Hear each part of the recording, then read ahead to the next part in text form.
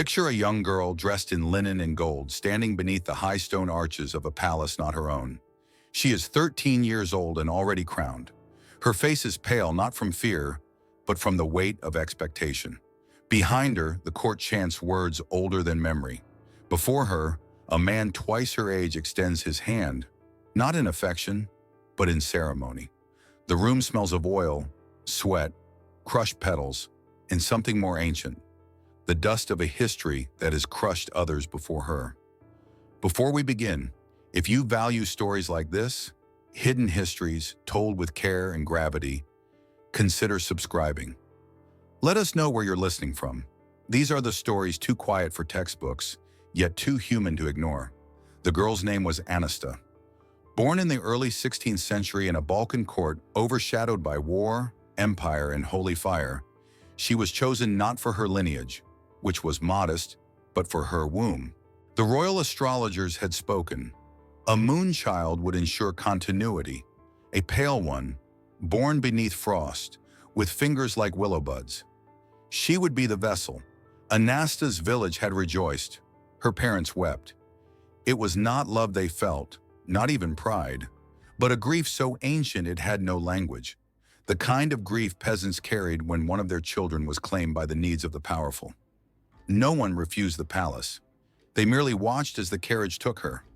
Experts say royal courts of the early modern period often selected young brides based not on alliance or dowry, but on physiological traits thought to indicate fertility: wide hips, unblemished skin, regular bleeding. Historians have noted that in such systems, a queen was less a sovereign and more a field, to be plowed, to be seated, and to be judged by what she did or did not yield. Anastasia arrived at court with hands trained to carry bread, not scepters. She was taught to walk in measured steps, to speak in curtsies, to eat in silence. A woman named Maria was assigned to her, part nurse, part warden, who explained things without kindness: how to perfume herself to mask peasant blood, how to lower her eyes before men, how to wait.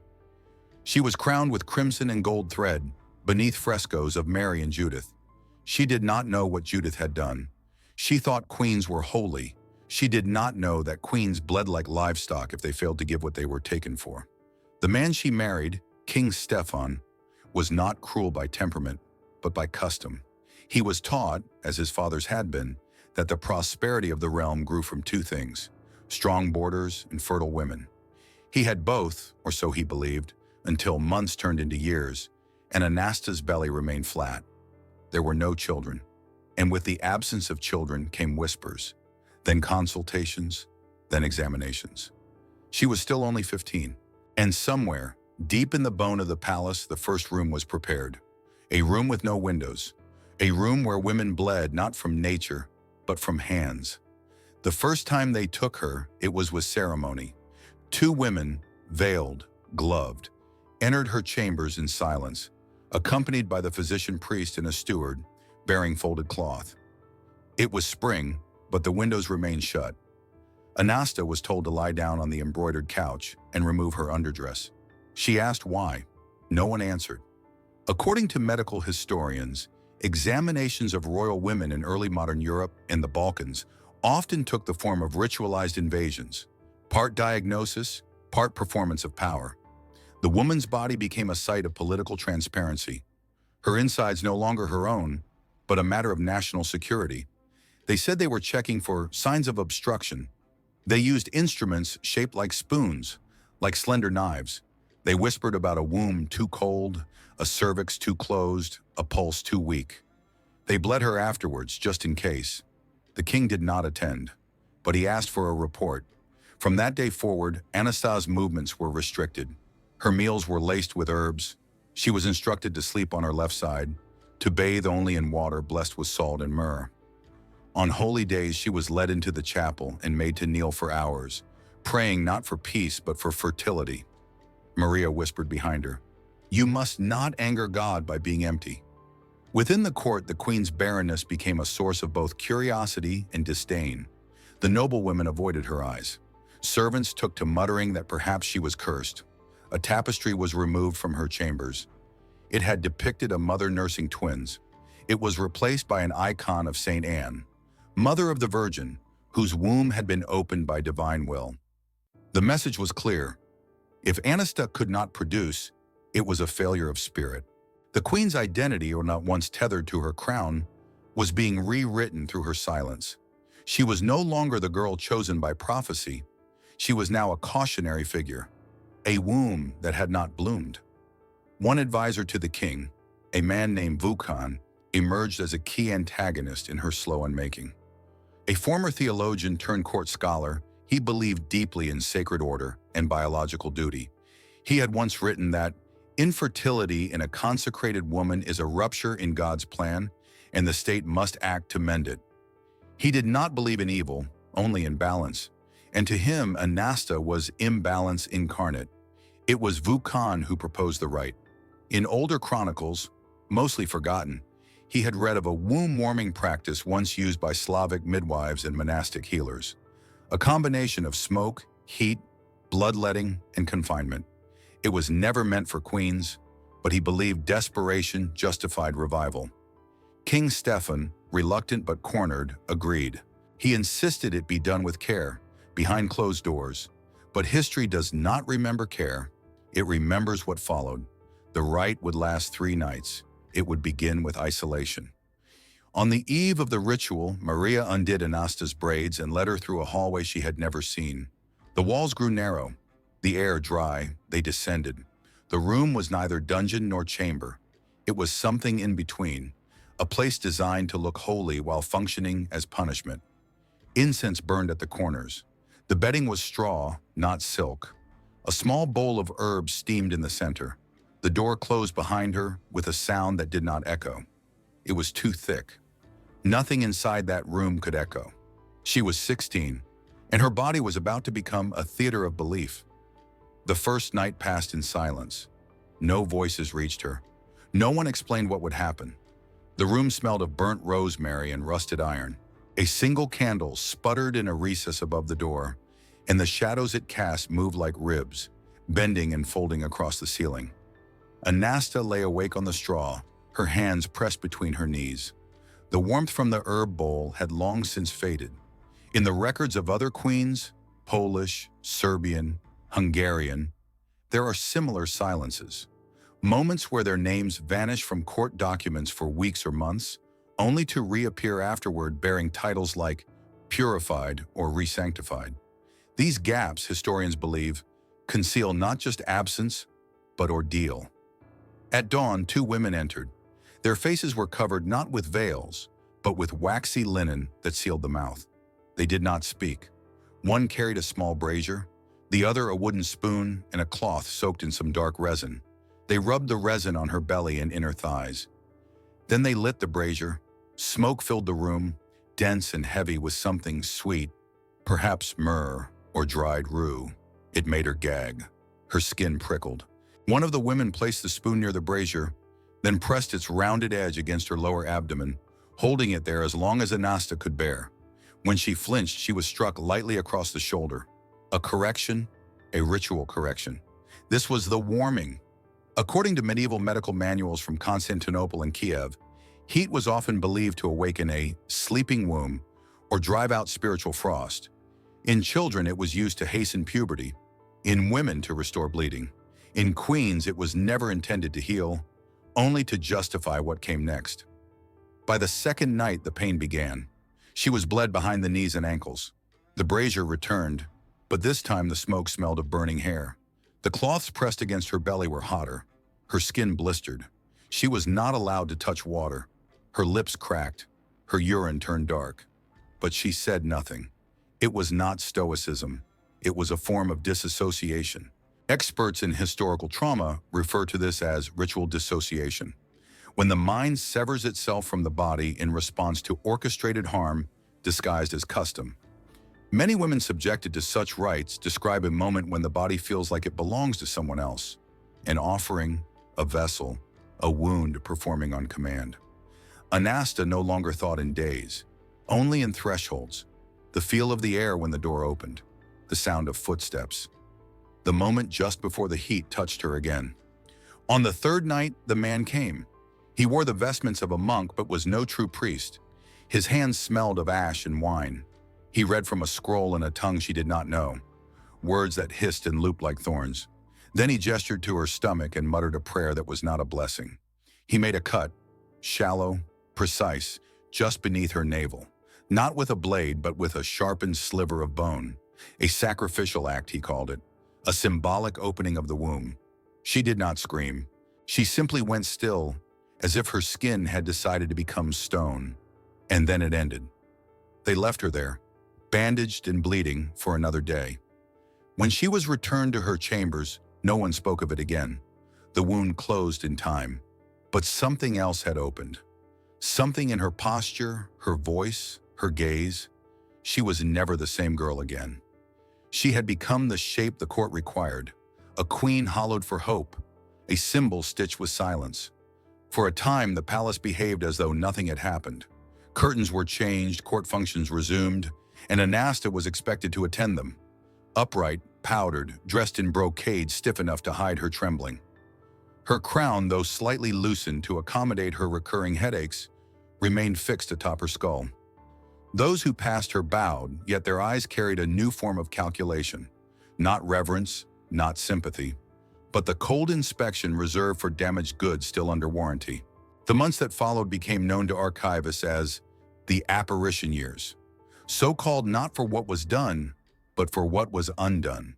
Anasta ceased to inhabit the world in the way others did. She moved, she smiled, she prayed, but always a breath removed, like a saint embalmed prematurely, like a statue in motion. According to one court chronicler, whose writings were rediscovered only in the late 20th century, the queen no longer ate food so much as remembered the act of eating. Her appetite was reserved for silence. Some maids claimed she forgot their names. Others swore she wandered the halls at night, murmuring as if reciting verses no one had taught her. Her presence disturbed even the stone, but she bled again. It came not with force, but like an apology, a soft return of something long banished. The chambermaids were the first to see the stains. One wept, another crossed herself. Maria said nothing, only changed the bed sheets and sent word. The court rejoiced, cautiously. The king permitted a muted celebration, a small gathering in the eastern courtyard where musicians played low and pastries were served with pomegranate and fig. Anasta sat among them in a gown of silver-threaded blue, her smile practiced, her abdomen wrapped tight beneath her stays. The bleeding meant the rite had restored balance, or so Vukan proclaimed. But the deeper implication was more troubling. If this cycle did not result in conception, there would be no more veils of care, no more symbolic rites, only replacement. In early modern monarchies, barrenness was a failure not of health, but of function. A queen without children was a queen out of season. According to reproductive historian Dr. Elena Vasic, such women became hauntings in waiting, preserved outwardly, erased inwardly, their survival permitted only until succession demanded another vessel. Anasta knew this, though no one had told her directly.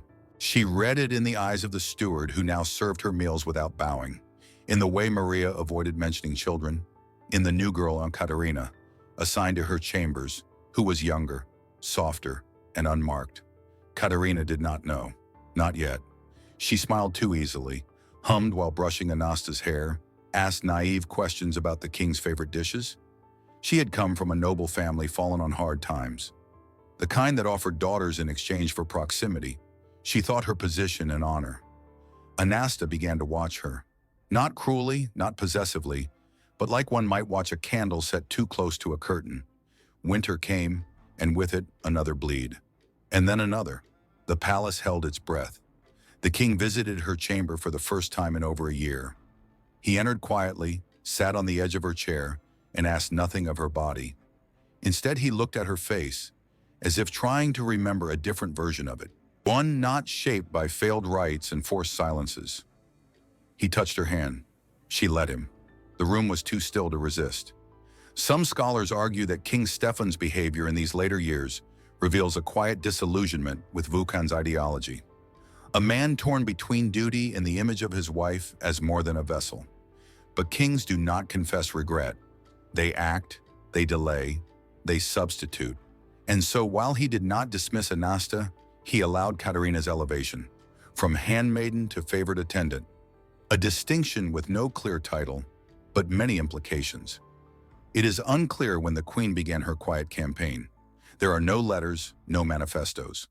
Only small traces, like footprints left in ash. She began requesting books, not romances, not scripture, but texts on midwifery, herbology, and female saints who had suffered for the sake of lineages. She wrote long prayers in her own hand, though the ink was sometimes smudged by tremors. She commissioned a tapestry of Saint Thecla, the woman who defied kings, bled in the wilderness, and was not consumed. She asked that it be hung in the hallway outside her chambers, and then she fasted. Not out of devotion, but out of control. In courts where a woman's body was an asset, to deny it nourishment was an act of resistance, or so some feminist historians have proposed. They suggest that queens like Anasta weaponized frailty, making themselves holy through absence, ethereal through refusal. It was a thin line between martyr and ghost. By spring, her figure had changed. Her skin looked almost translucent in candlelight. Rumors began again that the queen was wasting, that she had taken ill, that Katerina was with child. None were confirmed, all were believed. One evening during the Feast of Ascension, Anasta collapsed. She was carried not to the physician-priest, but to the chapel, where the king himself stood beside her for the first time in public since their wedding. He wept, though only once. The court did not record it, the chronicler did. And beneath the frescoes of Mary and Judith, the same under which she had been crowned, Anasta was made to kneel once more. But this time no prayers were spoken. Only the hush of a crowd unsure whether it was watching a death or a transformation. The king ordered a retreat from public life for her. Katerina was moved to a wing farther from the throne room. Vukan's influence waned. His writings, once cited in council, were quietly excluded from new edicts. But Anasta did not return to life as it had been. She did not speak of children. She no longer sought restoration. Instead, she asked for one thing, the key to the garden behind the chapel, a place overgrown and unused. There she would walk each morning, veiled, barefoot, silent. The grass grew tall. The herbs she planted, mugwort, pennyroyal, motherwort, bloomed quietly. She had no heir, but the garden bore fruit. And in the eyes of those who served her, the queen had become something else entirely. Not a vessel, not a symbol, a relic, and a warning. The garden grew. In the records of the outer servants, those who cleaned, planted, delivered, the queen was now called the Veiled, not as a title of shame, but of detachment. She had entered a new category of womanhood, not maiden, not mother, not widow, something else. The walking echo of a failed miracle. She no longer ate with the court. She no longer answered to bells. Yet no one dared strip her of her crown, not while the king still paused before her door on feast days, not while Katerina's womb remained undecided. What the council had failed to foresee was the power of stillness. In palaces of blood and silk, rebellion was expected to come with fire, with armed factions or poison or letters smuggled in shoes. Anasta did none of this. She wrote no manifestos. She touched no blades. She simply endured, and by enduring, she rewrote the limits of her role. Historians of gender and monarchy have called this a form of quiet regency, where a woman, denied heirs and power, governs through presence alone. The relic becomes shrine. The victim becomes law, not through command, but through the discomfort of permanence. For 3 years, Anasta remained. She did not speak to Katerina, nor inquire about the girl's private audiences with the king. When the younger woman began to look hollow-eyed and pale, it was Maria who noticed first. The same signs Anasta had once carried. The court physicians suggested Katerina was imbalanced, and a new round of consultations began. But no rites, no sealed rooms. The palace had learned its lesson, or so it pretended. Vukan was gone by then, exiled to a minor monastery on the borderlands, his name removed from the royal liturgy. Some said he died in silence, praying for order. Others claimed he tried to write one final treatise on the dangers of wombs left unattended, but that the pages were burned. Anasta did not ask. Instead, she gathered her women. By the end of the third year, her chambers were no longer attended by court-appointed maids, but by women she chose herself. Not for loyalty, not for birth, but for what they remembered. One had lost a sister in childbirth after an unwanted wedding. Another had survived a failed monastic confinement. All of them had bled for someone else's cause, and all of them understood silence. They tended the garden with her. They learned the names of herbs in 3 languages. They studied blood under sunlight and recorded cycles by the moon. They read scripture, but only the apocryphal texts, the ones where women bled on altars and angels turned away. What they were building was not rebellion, it was memory. Experts in archival resistance, a term coined by modern historians of empire and trauma, describe such efforts as rituals of presence, to endure without explanation, to write without audience, to refuse the erasure that power demands. These women were archivists not of state, but of harm. Their records were not parchment, but posture, not ink, but survival. When Katerina miscarried, it was Anasta who sent the herbs, not the palace blend, the one used to suppress pain, but her own, bitter, slow, grounding. There was no note, no message, only a pouch of dark leaves left beside the girl's chamber door, with a single sprig of motherwort tied in ribbon. Katerina never thanked her, but she began to visit the garden, not daily, not openly, but often enough for others to notice. The king, now visibly aged, did not interfere. He began speaking more often of God's will and the thinning line of inheritance. He ordered a chapel built beside the old garden, but he never entered it himself. It was during this time that rumors reached the outer courts, of strange gatherings at dusk, women kneeling in the herbs, chants not from liturgy, but from folk songs older than the palace itself. No names were named, no accusations made. The kingdom, after all, had peace. The queen had not rebelled, and yet something was shifting. The final record from this period is not a royal edict, nor a religious decree, but a tapestry. It depicts a tree, gnarled, bare, beneath a night sky. Beneath it, a woman kneels. Her hands are outstretched. From her womb, not children, but roots descend into the soil, curling like script. Above her, stars form the shape of a crown. There is no face.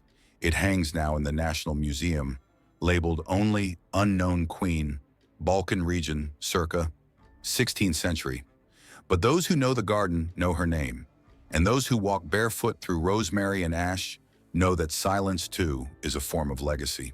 The queen disappeared in spring, not in the way queens are removed, through exile, annulment, or death, but in the older way, the way reserved for saints and shadows. One morning, the palace awoke and found her chambers empty. The door was locked from within, the garden trampled by wind, the mirror left uncovered. Her crown lay on the floor beside the prayer stool, tilted slightly as if set down in the dark. There was no blood, no message, no scent of flight, only absence, carefully arranged. Historians debate what happened. Some believe she walked beyond the wall at dawn and vanished into the hills. Others argue she took sanctuary in one of the borderland convents, the ones unmarked on court maps, where women who had seen too much were permitted to forget. A few insist she died within the palace, buried in secret beneath the chapel floor, her name never carved. There is no consensus, only speculation and silence. But her legacy remained, and it began to move. Katerina, once golden, never recovered from her loss. Her health failed slowly in stages. She was not punished, only permitted to fade. Within 2 years, she was gone. Some said she had grown too close to Anasta and thus carried the same shadow. Others claimed she died of unresolved grief, a phrase court physicians favored when faced with women they could not mend. King Stephen remarried once more. A French noblewoman, younger, devout, fluent in the language of succession. She bore him a child, a son, pale and small, who died before winter. The king never tried again. By then, his beard had gone to snow, and his hands trembled when he signed decrees. He rarely left his private wing.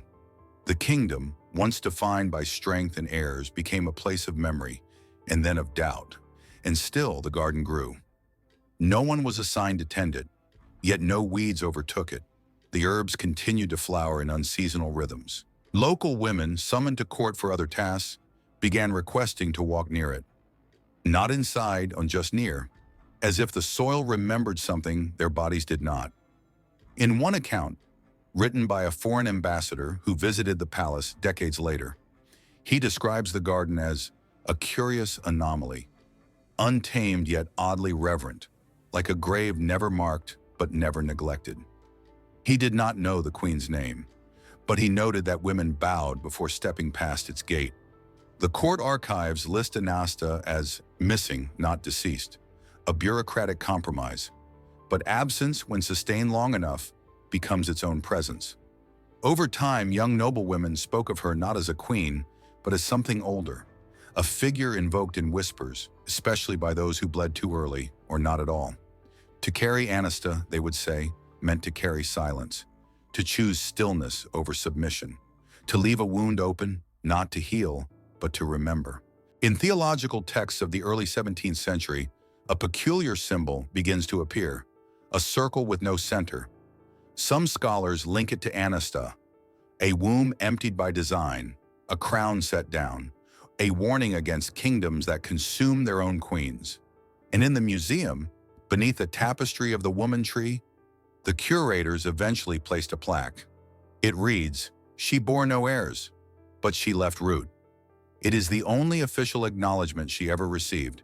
But for the women who still gather herbs in silence, for the girls taught to mistrust prophecy, for the barren and the bruised in the quiet, she needs no title.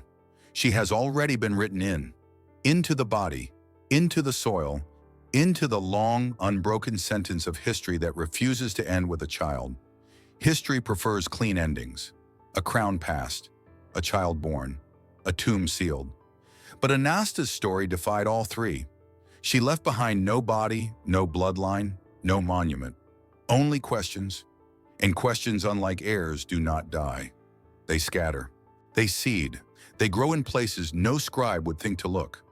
In the monastery archives of southern Dalmatia, there is a prayer stitched in red onto faded linen. May the wound remember more than the sword. It is unsigned, but its dialect matches the region of Anasta's birth.